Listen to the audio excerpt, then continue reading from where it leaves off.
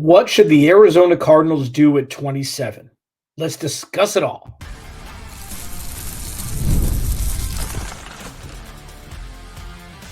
You are Locked On Cardinals, your daily Arizona Cardinals podcast. Part of the Locked On Podcast Network, your team every day. Come in. Locked On Cardinals, Alex Clancy here. Follow me on Twitter at LockedOnAZCards. Follow the podcast there as well. Still working on getting my Twitter back. Please go to the YouTube channel, search Locked On Arizona Cardinals. Hit that subscribe button, man. Turn notifications on. It's only going to get better from here. It's draft week. It's exciting. We've hit every possible angle for number 4 overall. And while others are still riding that coattails, I'd like to, have discussions about the rest of the draft. Not necessarily targets in the 7th round, but the Cardinals do have 5 other picks in the top 100. And I'm going to discuss what they should do at 27 today, including should they trade up from 27? Should they trade back from 27? And all of this is predicated upon the fact that they're taking Marvin Harrison Jr. at number 4 overall, just for simplicity purposes. Because if that's not the case, it's going to be the Wild West anyways. So I think that this is going to be a fun one. I'm going to do, number 35 tomorrow as part of a conversation I'll be having with a very special draft guest from the Locked On NFL podcast family. Thanks for making Locked On Cardinals your first listen, free wherever you get your podcast and on YouTube. Part of the Locked On Podcast Network, your team every day. This episode is brought to you by Game Time. Download the Game Time app, create an account, use code LOCKEDONNFL for $20 off your first purchase. So, say the Cardinals draft Marvin Harrison Jr. at 24. Okay? Just say that's what happens, and we're good with that. There are, 23 picks or 22 picks, whatever, until the Cardinals pick again. Monti Ossenfort has the aforementioned, 4 other picks in the 2nd and 3rd round to use. They have their bevy of picks next year to use if they wanted to get weird at 27. We'll discuss that next segment. What I do think the Cardinals should be doing at 27, though, that's the interesting part. That's the interesting part. And when you look at, the options there are so many. But the problem is, it's a good problem to have because they have an extra first round pick. There's a lot of wide receivers that could be taken in that area. And that's something that, the Cardinals are going to be doing things differently than other teams who's set to be potentially the best player in this draft, regardless of position, at 4 overall in Marvin Harrison Jr. So A.D. Mitchell, not there. Brian Thomas, not there on the list for the Cardinals. Troy Franklin's going to go in the 2nd round. Ladd McConkey's going to go in the 2nd round. But there are guys like Xavier Legette is looked at maybe a back-end first-round talent now. But the Cardinals can just remove themselves from that because, they're taking Marvin Harrison Jr. at 4. So there are a couple names that are going to be their most likely. On the outside looking in now, because he's skyrocketing up draft boards, is Graham Barton. He'd be a perfect left guard for the Cardinals, and I don't think he's going to be there at 27. Tyler Guyton, tackle. Don't think he's going to be there. Oklahoma. Amarius Mims. If the Cardinals want to go offensive line at 27, it's going to be a little bit more slim pickings if they were to stick and pick. Now, players that should be there, Chop Robinson, Cooper DeJean could still be there, a corner out of Iowa. Johnny Newton is a name that's been dropping for some reason, even though, a lot of people I trust in this industry have said that he's the best interior defensive lineman in the draft, dropping. Kool-aid McKinstry's most likely going to be there. Okay? And you've got pretty much that if you've done any mock drafts. And if you haven't, they're fun. Just go do some. But there's, the handful, Nate Wiggins. So these are the names that will most likely be there for the Cardinals to choose from if they decide to stay at 27. Nate Wiggins, cornerback, Clemson. Chop Robinson, pass rusher, Penn State, who absolutely balled out at the combine. Cooper DeJean will most likely be gone at 27, but it'll be close. He's most likely pegged to go to Green Bay at 25. That's where a lot of mocks are having him, unless, he goes much higher, because corners are very, very difficult to predict where they land in drafts. Johnny Newton, Kool-Aid McKinstry, Peyton Wilson, good linebacker out of NC State, Tyler Nubin, safety out of Minnesota. That's interesting. The Cardinals most likely won't draft a safety in this draft. They'll wait till next draft. Zach Frazier, center out of West Virginia. Like, these are names that are going to be there. Jordan Morgan's going to be there. Tackle out of U of A. So what the Cardinals do at 27 is almost more indicative of their path for the rest of the draft than what they do at 4. Because 4 is just drafting the best player available at 4. If they stay and pick Marvin Harrison Jr. So 27 and 35 are really the crux of Monti Ossenfort's path here through this draft. Do you take best player available regardless of position outside of, wide receiver and quarterback at 27? Do you really go for checking both boxes with need and best player available? Do you reach for somebody that won't be there at 35 when you draft again, and maybe you take him a couple spots higher? Because listen, it's like the Jahmyr Gibbs effect. It doesn't matter if it's a reach for you, because that team doesn't have another pick for a full round most times. So if you want to get that player, and you know that player's not going to be there when your turn comes around again, and you don't really want to trade up, take them. So it's kind of no man's land at 27. But having said that, look at what the Chiefs have done. Look at what Baltimore has done. Look at what Pittsburgh's done. Teams draft star players in the late edge, the late stages of the first round every year. Stars are there. But we're seeing mocked the same players in that area. Again, Chop Robinson, A.D. Mitchell, Brian Thomas is probably going to go higher. Nate Wiggins, Latu from UCLA is probably going to go higher than that. Cooper DeJean, Johnny Newton, Kool-Aid McKinstry, Jackson Powers Johnson, center out of Oregon, is jumping up draft boards. So the Cardinals are going to have their choice of corner, pass rusher, and defensive lineman. And then Darius Robinson from Missouri. He's been mocked to go to the Cardinals by many, Mel Kiper, etc. He's been mocked to go early second round. He's been mocked to go mid first round. This range of, mock drafts for the 1%ers, the elite of the draft world, I can't remember a time where they've been so widely ranged with players. It's crazy. It's crazy. But I'll tell you what, one beautiful thing about this draft for the Cardinals, it's deep, and they're going to be able to get an impact maker at 27. So if the Cardinals stick at 27, there are some targets that, if you want to get a little bit more info, what I do, I just go watch clips on YouTube, watch interviews, watch what people say about these players.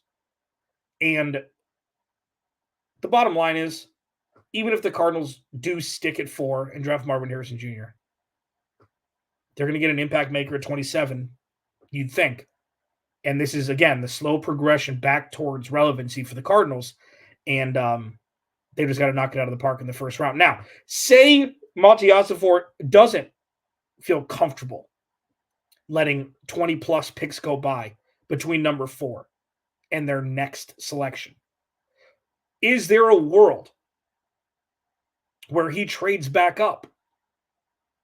What would it cost?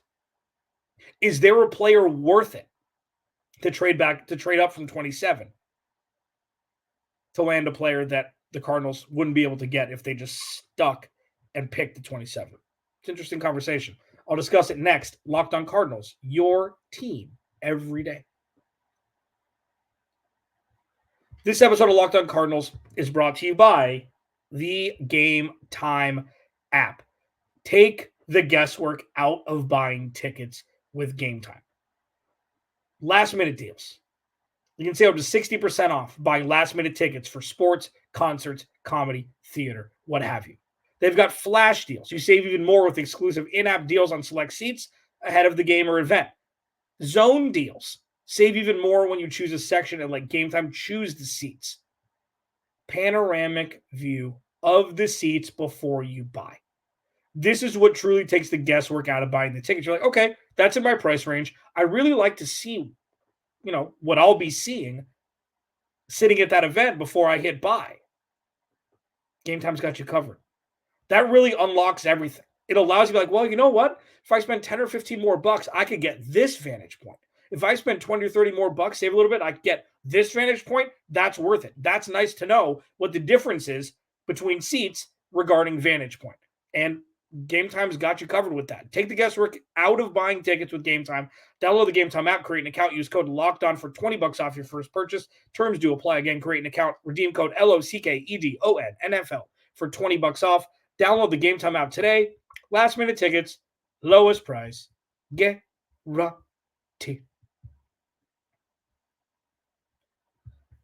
Alex Clancy, Locked On Cardinals. Thanks for hanging out. We're 3 days away. Tuesday to Wednesday, Tuesday, Wednesday, Thursday. Remember that NBA on TNT commercial, Tuesday, Wednesday, Thursday? I'm aging myself. The Locked On NFL mock draft is available now. Find the ultimate 6-episode series on Locked On NFL Draft to hear who the local Locked On experts, including myself, are picking for every NFL franchise with live reactions from local college football experts and even the fantasy football angle. The Locked On NFL mock draft is available now on Locked On NFL Draft on YouTube or wherever you get your podcast. Spoiler alert, I chose the trade down approach during the mock draft. And this, we recorded it a couple weeks ago. So obviously, I think it was 2 Mondays ago at this point, maybe last Monday. I think it was maybe last Monday where I said it's Marvin Harrison Jr. at 4, and it just should be that stick and pick and go. I got offered 3 first-round picks by Luke Braun from Locked On Vikings, and I took it. So go check it out. There were some mixed reviews on the players I drafted, but I'll tell you what. If the Cardinals do end up getting offered 3 first-round picks and do end up trading back and do end up taking the 3 players that I drafted, Cardinals will be in pretty good shape. In pretty good shape with 5 more picks left to go in the second and third round, or 4 more picks left to go. Sorry, in the second and third round. Thanks for making Locked On Cardinals your first listen. Please go to the YouTube channel, hit that subscribe button, man. Thursday, I'll be doing an Ask Me Anything Q&A. At Locked On AZ Cards, I put a tweet out for it. Comment on it. Ask your question. I'll get to as many as I can. I've talked about it enough. The draft. Thursday is your day. And I will answer any and all questions pertaining to the Arizona Cardinals in the draft. Yeah, it'll be fun. So, Cardinals at 27. Say they draft Marvin Harrison Jr. at 4. Is there a world where trading up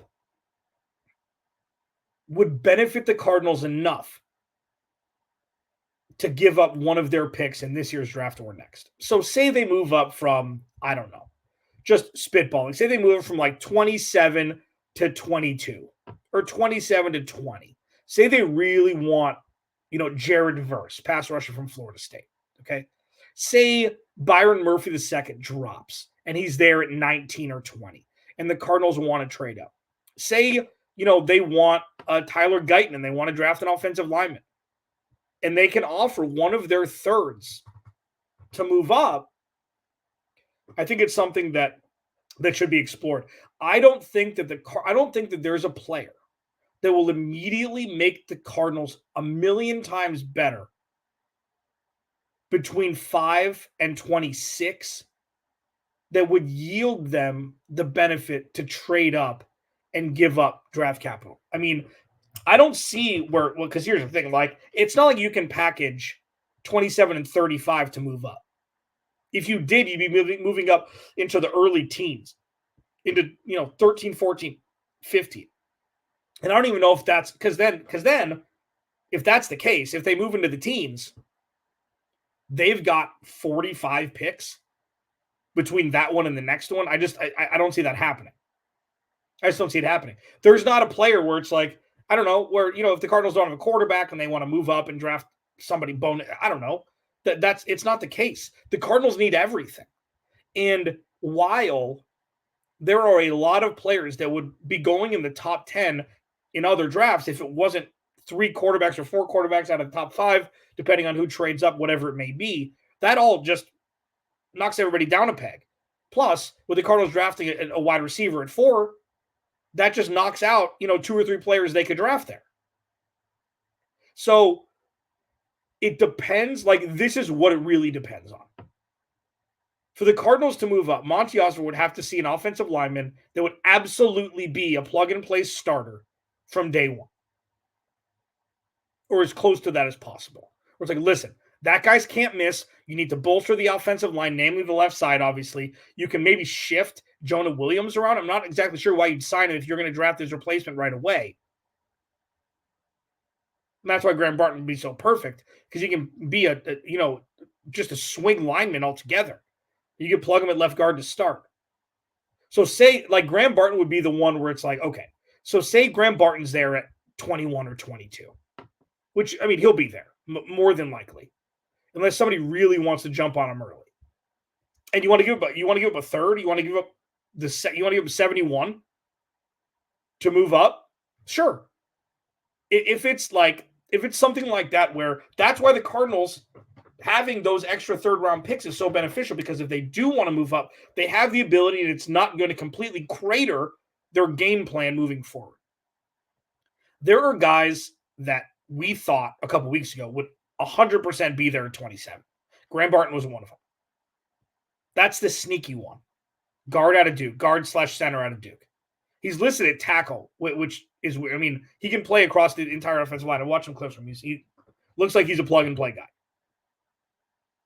Like, would you move up 6 spots to draft? You're not going to move up 6 spots to draft Chop Robinson. Jared Verse would be the only guy, but he's going in the late teens. So I don't know if a third-round pick would get you there. And that's the double-edged sword of drafting fourth. That's a double-edged sword. And that's why I was so on the train of trading back, because they have 3 starters that they could draft in the first round and then have a future first-round pick.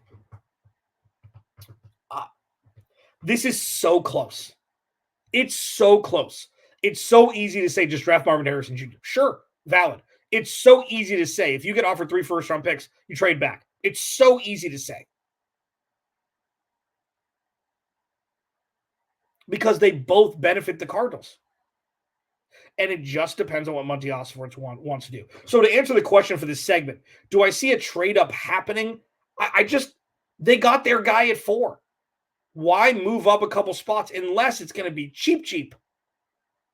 Like their third-round pick to move up a couple spots. They want to get a guy. Like if Jared Verse ain't dropping. Edge rusher out of Florida State. So you want to move up 8, 9, 10 picks. Going to cost you more than a third.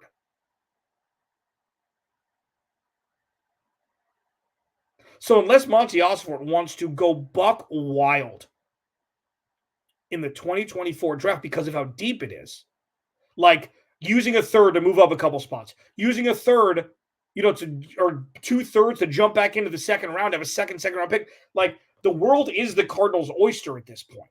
So everything's on the table. It just depends on what Monti Ossenfort wants to do. So trade up from 27, a couple spots, a late third at most, fine. Because you're pretty much just relaying a Houston Texans or Tennessee Titans third-round pick into moving up a couple spots. And that's why gaining draft capital is so beneficial the year after. What about a trade back? Is there a world where the Cardinals can move back a couple spots because of what I just mentioned? They need everything. And wide receivers off the table if they draft Marvin Harrison Jr. at 4. So say a team targeted a guy they want, maybe somebody who needs offensive line help more than the Cardinals do. Maybe somebody who needs wide receiver help more than the Cardinals do. And the Cardinals can pick up extra draft capital. Is it worth looking to trade back to stock picks for later in this draft? Let's discuss that option next as we roll on here. Locked On Cardinals, your team every day. This episode of Locked On Cardinals is brought to you by BetterHelp. Sometimes we all need the opportunity to get something off our chest. Big or small, certain things can really start to get to you, and it's important to let that out, especially to someone who's unbiased on your life. So today, I want to say how I really feel about something. You may even be thinking about the same thing this week. I'm ready for the draft to be here. I mean, I'm ready. This has been something that has been weighing on me back and forth. I've been having more conversations with myself than I have in my entire life. It's something that I'm excited about, I'm nervous about, I'm scared about. I'm like working in sports radio in Phoenix for over since 2011. It's just a constant definition of insanity. Doing the same thing, expecting different results. And now we're in year 2 of, that's not the only way things can be done in Arizona. So I'm just so ready for Thursday to be here, man. It's insane. Therapy can be different for everyone. Most of us have bigger problems than our favorite sports team, and it's important to get things off your chest every once in a while. If you're thinking of starting therapy, give BetterHelp a try. It's entirely online, designed to be flexible and suited to your schedule. Visit BetterHelp.com/lockedon to get 10% off your first month. That's BetterHelp, HELP.com/lockedon.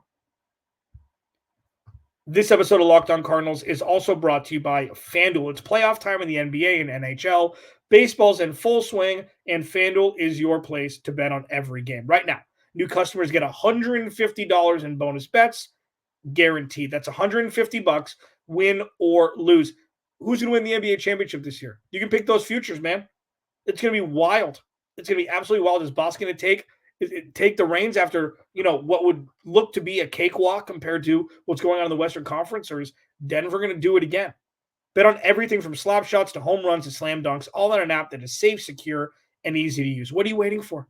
Visit FanDuel.com/lockedon and make your first bet an automatic win. FanDuel, America's #1 sportsbook. Locked On Cardinals, Alex Clancy here. Thanks for hanging out. Yeah, this is it's gonna be a weird 48 hours, man. It's gonna be a weird 48 hours. This is the first time, period, since, I'm trying to think, man, the Cardinals drafts have been bad. And when they did hit on somebody, they played him in the wrong position, and then you see Hassan Reddick walk out the door and just be a stud elsewhere. This is the first draft where there's momentum from the previous one and wide open space for the next one. They've got all their picks plus some. They've got momentum brewing from the rookies they drafted last year. They've got their full pick load next year, and they got a lot of money to spend. This is exciting because, as I've mentioned multiple times, every day you'll know this, I call it the restrictor plate has been removed, and Monti Ossenfort can just go. Is it Marvin Harrison Jr. at 4? For now, for today's show, I'm just going to mention that as such. And for tomorrow, when I talk about the second and third rounds, a little bit, and then I'll have special guests from Locked On. I'll discuss a little bit with that, a little bit more in depth than just trade back, because I can't do it more than a segment anymore. I mean, I can. I just choose not to want to do that because they have more picks than just one.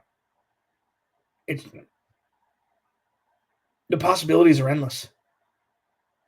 And that's something that's exciting because it's new. Brand new. Especially over the last decade.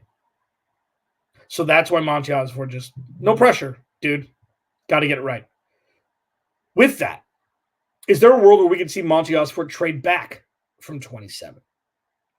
This is something that, while people are, watching the Monty in the war room with Michael Bidwell and Jonathan Ganning sitting there like kids in a candy store watching Monty do his thing with a trade back to 12 and then trade back up to 6, this is the spot where I could see him doing it.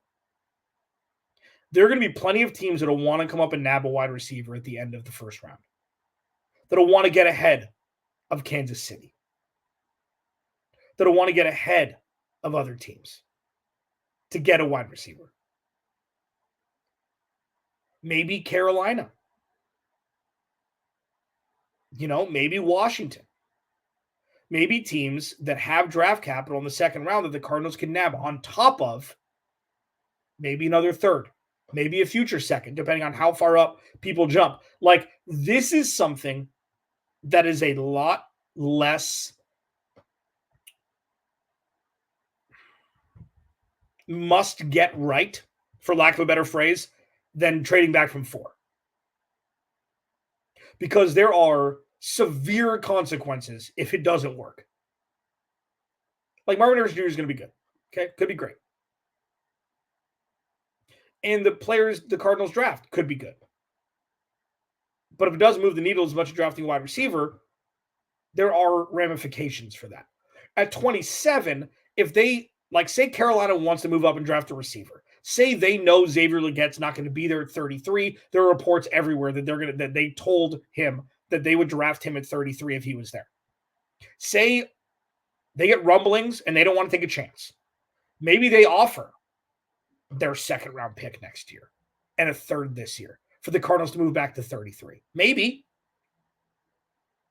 another team in the middle of the second round wants to move up and the Cardinals can get a similar package to that, or a player or something like that. And Monti Ossenfort sees the grades of the players in the second round. He's like, yeah, it's close enough. I'll take that extra second next year. They still have 35. So the furthest they'll be trading back is 8 spots to themselves. That's the longest they'll have to wait. And then if they get another second round pick, they want to move back. That's something that I could see Monti Ossenfort doing. So it goes in the second round. It goes Carolina, New England, then the Cardinals, then Washington, Chargers, Tennessee, and Carolina again. And they got that pick from the Giants for the Brian Burns trade. So Carolina has 39 and 33. So if somehow the Cardinals move back and Carolina gives them 33 and 39 and the Cardinals give them 66, something to think about. And then Monti Ossenfort can get wild and trade back up. Like, I see that as a much, much more Monti Ossenfortian thing to do than trade up from 27 to the top, to move into the teens or the low 20s. Because you're using other teams' draft capital to move around. So we'll see. I mean, it's something that, while 27 and 35 is more valuable than 33 and 39, obviously, I know that the Cardinals would have to get more if that were to be some trade that the Cardinals would get. Like, that's kind of a no man's land, just like the end of the first round, but where you trust your GM and head coach who have extensive scouting backgrounds to have sneaky guys that they want in the second round that could be had that may be more of an impact than who they'd have at 27. And this is a lot of, and I know I get roasted in the comments for, this is all speculation. That's all sports media is. Until the draft happens. I don't do you want me you want to play bridge for 30 minutes a day until the draft and then we can see what actually happens? Or can we be informing ourselves and be prepared for anything that could happen Thursday night? I'll choose the latter. So what the Cardinals could do and should do at 27 is wide the bleep open. And that is so much better than, oh man, I hope the GM doesn't mess this up. It's progress. It's progress. Alex Clancy, Locked on Cardinals. Without you, there is no me. I'll talk to you tomorrow with a special guest.